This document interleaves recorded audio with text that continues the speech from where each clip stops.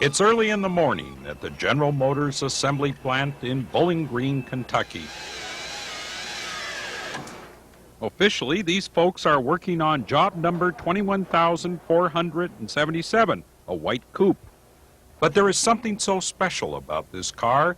They will sign it. They will celebrate it. They will even save the protective wrapping that covered it. They will build this, the last of a legendary generation of Corvettes known as the C4s. It is the car that made the Corvette more famous than it ever was. It is the car that baby boomer Corvette lovers could finally own after growing up dreaming about America's sports car. It is Mike's car, the man who wanted the last C4 so much that he watched them install just about every bolt. For this is the absolute latest refinement to the dream that started 44 years and over 1 million cars ago. This Chevrolet Corvette and the other customized models are not for sale yet. They were built to give tangible form to the drawing board ideas of today, out of which may grow the shape of things to come. The Corvette would simply be the country sports car. That other car, well, it wouldn't be a Corvette. The Corvette would be as American, as red and white as it blew down the road after a tank full of swell ethyl gas. Each Corvette would carry on the tradition and inherit the best from earlier generations. The concept sharks of the sea would come to land to inspire the stingrays, and the C4 would be at the end of the evolutionary chain in 1984. Now the C4 would continue to change. Wheels would become ABS friendly. The round lights in the squared-off back would become squarer in a rounded back. The front would evolve as longer running lights lit up a rounded front. And the dash would change in 1990 to become less digital than in the 80s. Oh, and the engines changed too. The C4 had raced its way into the pounding hearts of drivers. Love to haul ass. America's first Corvette racer, Dick Goldstrand, knew the C4 was Corvette's Corvette. V8 power. You know, torque. Now the best Corvette is the one in your dreams or the one that's in your garage. But experts say the C4 was the perfect Corvette for the time. The car's a great car. They kept improving it, the performance, even the subtle tweaking of the styling of the, whether it be the interior or the exterior. The car stayed fresh, so it stayed around. People continued to buy it. Mike Yeager's life is Corvettes. His Mid-America Designs created the official Corvette time capsule at the National Corvette Museum. And most of us have at least one of his Mid-America Designs parts in our Corvettes, for Mid-America Designs is the world's largest supplier of parts and accessories for Corvettes. He owns more than 24 prized collectible Corvettes. Well, why not? He decided to get the last child of the C4 generation, the pick of the litter. It's my favorite generation of Corvettes, and it's the last one. It's nice to have the last. There are no more. And therefore we meet in Bowling Green in June of 1996 to see the end of the line. It takes about a week to make a Corvette. Every bit of the assembly will be done in Bowling Green. This is the hometown of every C4 on the road. The last C4s will all be white. Actually, most of the 96 Corvettes are white. Red or black are about tied for second. The last C4 started the day with about 200 of its brothers and sisters. There are 3,000 parts in a C4, including this piece of rubber in the back, a visor in the front, and a passenger door panel on the side. Mike didn't count them all, but he sure noted them. I mean, you see the parts and pieces, and it's really slick how it's all assembled, all the jig fixtures. Oh, and we should also mention, Mike was happy to be here and see this. You always think, wouldn't it be neat if it were mine or if I got to do it? And guess what? Today's my day. It's mine.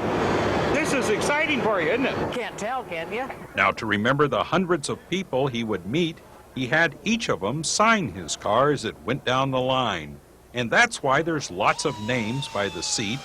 It's why there are names by the gas tank, below the dash, and, well, every place. The reason we're getting your autograph, if there's any problems with whoever it is in the car, I know who to go In case you want to make a Corvette at home, you put in the dash fairly early in the assembly. Mike's car got that last C4 dash about 2 hours into its last day. Oh, and you don't want to make any mistakes on the last car. You see, General Motors workers walked right behind it and would tear out the equipment that was just used. Clearly, there is nothing on the line after this car. It is the absolute end of the line, the end of an era. And speaking of the end, you put the end on the car not long after you put in the dash. A worker sits on the cart that is carrying the car. She starts working on the wires, and then they put on the rear bumper. Now we have not heard of a case yet where someone took off their license plate and found a worker inside, so we do assume she does get out. And as soon as the rear end was on, the equipment came down. Next, the top support is padded, and sure, Mike said sign it. Why did you want people to sign it? It's history. There are people that put their heart and soul into building a car, and they deserve the recognition and just the self-satisfaction that somewhere the last 1996 Corvette, the last of the C4 car, has their name on it. They're craftsmen, all artists sign their work. By now, Mike's last of a legend had a spark of life. Wow, the lights work. It's coming to life. And again, as it comes to life, it's lights out for the tester. The Grim Reaper team continues to tear out everything behind the car, as there will never be another C4 built. It doesn't seem possible that it's been 13 model years, more than 350,000 cars, since that very first one rolled off this line.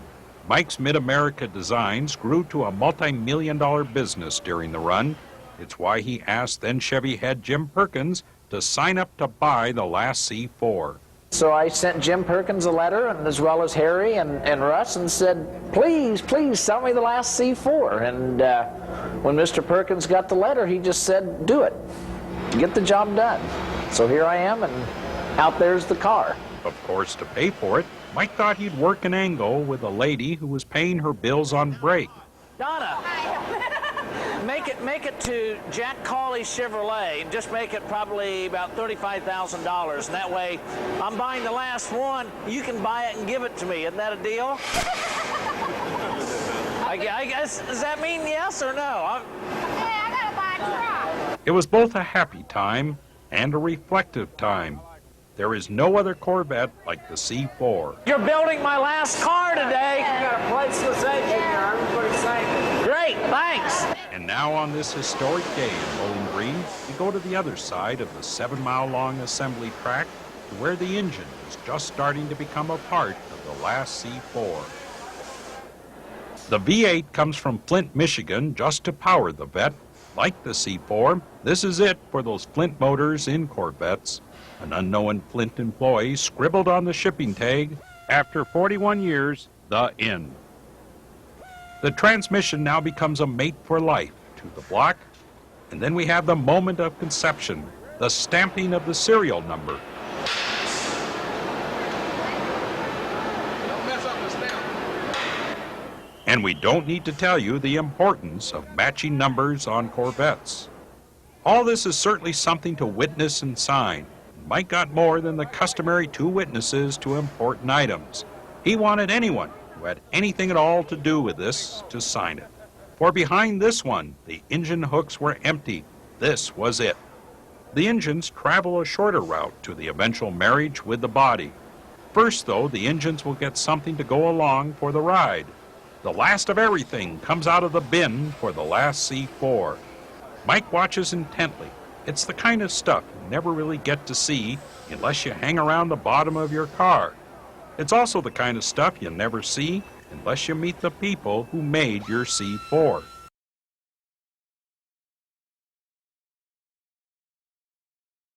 A lot of pride in their jobs. There's, when you look at how they assemble the car, neat. The human touch. People such as Herman Wofford has been doing this for 28 years. It just pumps you up, you know, even if you see commercials on television with the Corvette on it, you know that your hand has been on this. That's the unique part about building a Corvette. We don't own somebody build them. So if you see it advertised on television or Michael Jordan driving something like that, you know that your hand's been on it, you know. So then you get a big thrill out of that. A lot of people build the car, have been building the car a long time. Okay, now that's really fascinating to see. Mike has to just tell people about it. They're dropping the rear end down. It's 1 unit away from the engine going in it. The engine is slowly heading to the body as Donna puts in the alternator. Chuck is putting in the gas tank as the body is moving overhead on its slow trip to that predestined meeting with the engine. Chuck is working on the car that he dreamed of as a kid. Ever since I've been young, that's a car that everybody looks up to. And so it's a fun experience to be able to work on. It will be amazing how the engine and the body are a mile of track apart, and yet they will meet at one precise moment. The excitement mounts. Employees give Mike a thrill by asking the Corvette expert for autographs. Today, the plant workers wanting my autograph was pretty, I had to contain myself from just kind of smiling and saying, gee, this is fun. And then the moment is here. The top meets the bottom. From now on, this won't be a chassis and a body. This will be an automobile. This will be that last C4. The skilled UAW workers take on a new guy to relish in the moment. I put the shock absorbers on the car, the right side. Now, if they fall off, it's my fault. I guess you look at significant things in your life, perhaps your wedding, birth of children, and there it is, the birth of your Corvette. I mean, they're put together. It was born. Nifty. Empty trolleys followed the last C4. It's been well over a decade since there were no more on order. And the car moves overhead, looking like a UFO as more workers add parts. It was one of the best cars we ever built. It wasn't exactly a build-your-own deal, but Mike got to put on the tires. Now some Corvette trivia here. Mike's last C4 was a coupe. How many cars ahead was the last convertible? Well, you're going to have to ask Mike for the answer. We will tell you, though, it was white with a gray interior. By noon now, Mike's car was indeed a car, and most of the line had been torn out and cleaned up. It was nearly impossible to tell that a car was ever built here. Now here's another piece of trivia. General Motors gives you 6 gallons of gas to get going. 6 gallons, that would take you back home, won't it? Yeah, at the speeds I drive, of course it would. By the way, it does look like Mike may have even gotten a little extra squirt. Now, most workers are enthusiastic about Corvettes, but then we come to Mr. Ernest Foote. He is mega enthusiastic about these cars. He is the one who will prepare the car for its first start. Yep, there are the keys.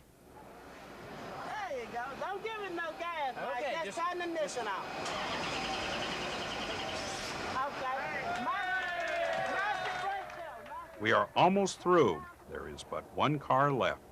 There is one more task. Oops, the hood is a little off. Okay, a little adjustment, and it closes. Well, it closes like a Corvette hood should. And that's how Mike's C4 was made. And that's why that June day of 1996 would be famous around Bowling Green. But like any new birth, Mike's C4 had to spend the night here. It had to be tested, aligned, and aligned.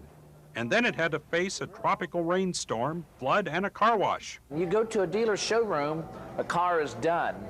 But you come here and see it be built, you see it's built by people, the heart and soul of America. To me, the Corvette is red, white, and blue in America, and you go out in that plant and see the men and women building the car, and that's America's sports car.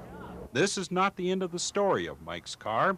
No, we wouldn't just leave you with it here at the factory. Mike and the engineers at Corvette had a few ideas for this car. Well, it's not that it really needed detailing with 7 whole miles on it, but remembering that this last C4 would inherit the best from earlier generations, how about some red stripes, the kind you got on the Grand Sport of 1963? And fender flares, also from the tradition of the Grand Sport. And sure, some wide white wheels. They're from the tradition of the ZR1. It's a Corvette's Corvette. And Mid-America Designs' Tom Chrisman added a label. Not that this car would get lost in a crowd of cars. And the car got a license plate. Mike made his own plate. Now, we aren't quite sure you should do this at home. That is, put on homemade plates. Although that wasn't the reason that the police would soon follow Mike through Bowling Green. It is because the last C4 would probably get its last big ride. It would go to the National Corvette Museum, where Mike would present it to the world of Corvette lovers as a traveling museum piece. You can't just drive the car home. You have to have a couple hundred of your friends over to show them the new car. The National Corvette Museum is the place to show a museum piece. And because the Corvette is as American as apple pie and these ham sandwiches, it all seemed a swell party was in order.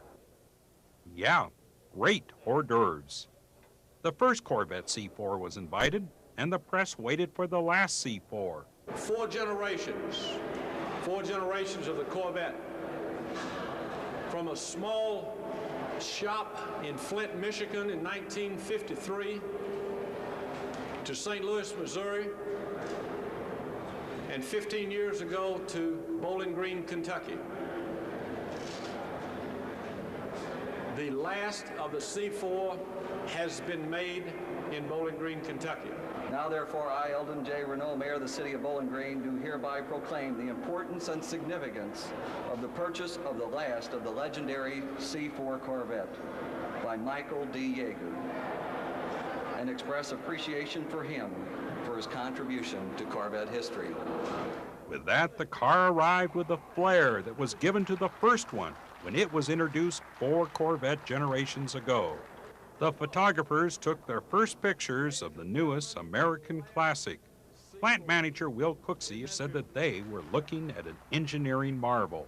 We've got probably some of the most sophisticated electronics on the Corvette that the world has ever known, probably very similar to what you might find in the F-18 jet fighter. UAW Union President Billy Jackson agreed with management that this was a darn good car. I truly appreciate the enthusiasm that surrounded this Corvette. You know, it's our livelihoods, and on behalf of Local 2164 membership, I say a hearty thank you to each and every one of you. And as long as the enthusiasm, like I see today, is there, I feel each and every one of us will have jobs tomorrow. I've had Corvettes since 1970, have been through the plant many times watching my new car being built, but watching this is absolutely the highlight of my life. Have you ever seen Mike as happy as he is today? Our wedding day? No. Sure. Well, I don't know. This is a good day. And what did the kids like? Of course, the names on the bottom of the car. Funky names like Hot Dog, Davenport. Davenport hot dog, huh? Hot Dog. Hot dog, right under there. And then Davenport's right over here. And Mike had them add a few more names to the hood of the car. The engine, it was signed by Chevrolet's old friend and former boss, Jim Perkins. You kind of believe the car's going to go on forever. You hope so. I know it will. And that is the story of June 21st, 1996, the day the last C4 Corvette became Mike's car. And the Mid-America Designs family had a new member that grew up in Bowling Green, Kentucky. I'm Craig Worth.